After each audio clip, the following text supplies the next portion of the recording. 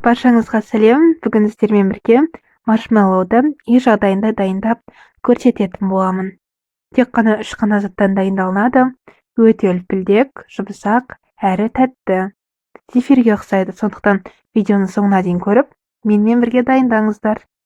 Ең алдымен маршмеллоуымызды дайындап бастамастан бұрын салатын ыдысымызды дайындап аламыз. Ыдыс дөңгелек немесе кез келген формада болса да бола береді. Ең бастысы бетіне пищевой пленкамызды қойып, жан-жағын сұйық маймен майлап шығу керек. Егер майламайтын болсаңыздар, маршмеллоу жабысып қалуы мүмкін.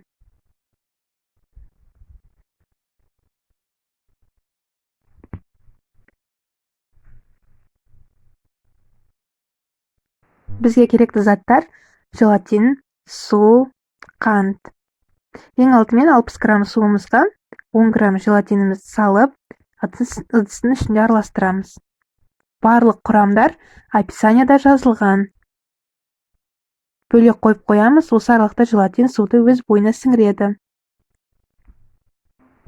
Газға қоятын бөлек ыдысымызды алып, үстіне қантымызды саламыз. Сосын 60 грамм суымызды құйып, ыдыстың ішінде араластырып аламыз.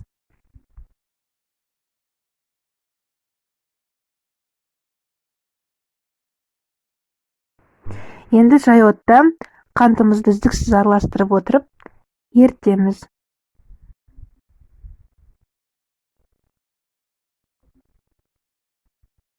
Осы аралықта 20 минутта желатин барлық суды өз бойына сіңірді. Енді су моншасына қойып, желатиндерімізді ертіп аламыз.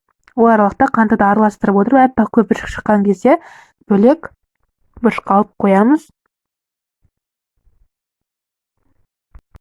Желатиндерді араластырып отырып, ерітеміз.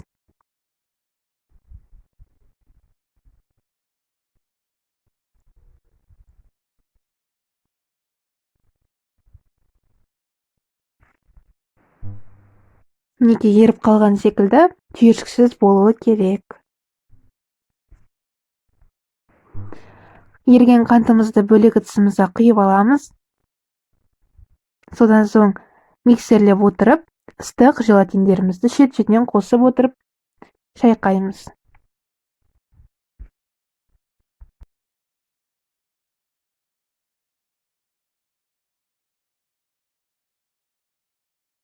Бастапқыда жай жылдамдықтан бастап, қосып отырып, миксердің жылдамдығын үлкейтіп отырамыз.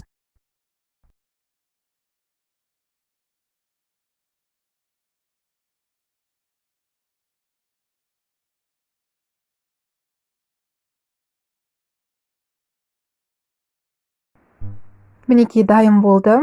Осындай созылмалы күйде болады.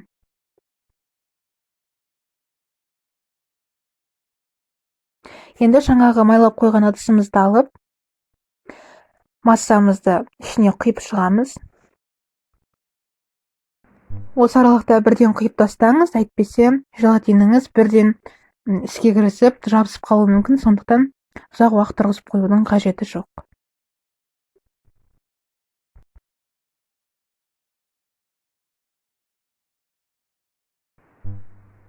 Бетін тегістеп, енді қалған целлофанмен бетін жауып шығамыз.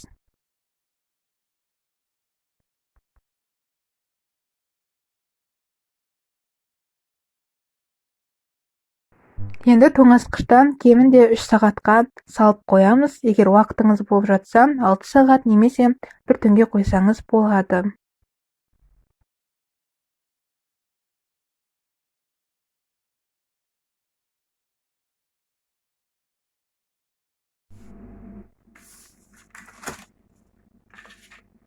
Тоңазытқышта 3 сағат ұстадым.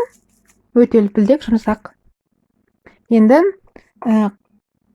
жүгері крахмалы мен қант ұнтағын екеуін араластырып, тақтайшамыздың үстіне сеуіп шығамыз.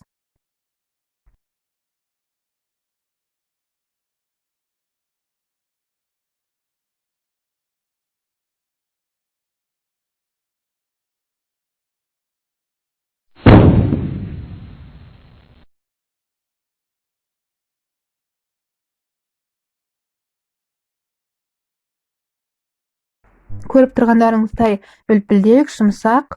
Енді ұнтақтарымыздың бетіне аунатып шығамыз.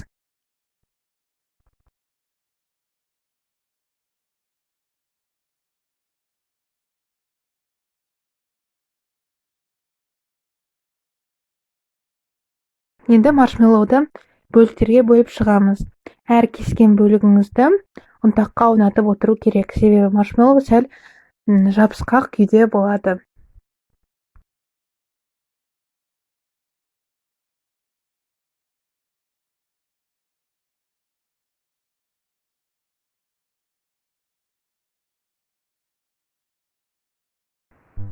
Қараңыздар, қандай созылмалы, тіпті сөзбен жеткізу мүмкін емес, дүкендегіден де асып түседі десем де болады. Өте тәтті, әрі жасауға кеңес етемін. Көргендеріңіздей оңай дайындалады. Сіздермен болған меруерт. Каналға тіркеліп кетіңіздер.